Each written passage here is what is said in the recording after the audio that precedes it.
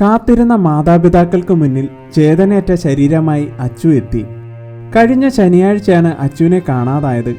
കല്ലുവാതുക്കൽ കാരൂർകുളങ്ങര അംബികാവിലാസത്തിൽ രവിയുടെയും അംബികയുടെയും മകനായ അച്ചുവിനെ കണ്ടെത്താനുള്ള ശ്രമത്തിലായിരുന്നു പൊതുജനങ്ങളും പോലീസ് ഉദ്യോഗസ്ഥരും ഉൾപ്പെടെയുള്ളവർ.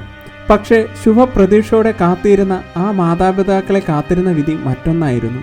ഇന്നുച്ചയോടെ കല്ലുവാതുക്കൽ അടുതല മണ്ണയം പാലത്തിന് സമീപത്തുള്ള ആറ്റിൽ നിന്ന് അച്ചുവിൻ്റെ മൃതദേഹം കണ്ടെത്തുകയായിരുന്നു.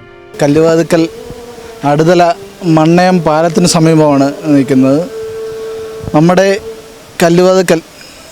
കല്ലുവാതുക്കൽ കാരൂർകുളങ്ങര പ്രദേശത്ത് നിന്ന് കാണാതായ 7 ദിവസം മുമ്പ് കാണാതായ അച്ചു എന്ന ചെറുപ്പക്കാരൻ 16 വയസ്സുള്ള കുട്ടി മിസ്സിംഗ് ആവുകയും ആ കുട്ടി ഈ കാണുന്ന മണ്ണയം പാലത്തിന് സമീപമുള്ള ആറിൽ കുളിക്കാൻ കൂട്ടുകാരോടൊപ്പം 3 കൂട്ടുകാരോടൊപ്പം ഇവിടെ എത്തുകയും ചെയ്തു.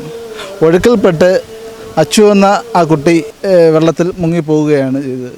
പക്ഷേ ഈ കൂട്ടുകാർ പേടിച്ച് ഭയന്ന് ഈ കാര്യങ്ങൾ ആരോടും പറയാതിരുന്നു.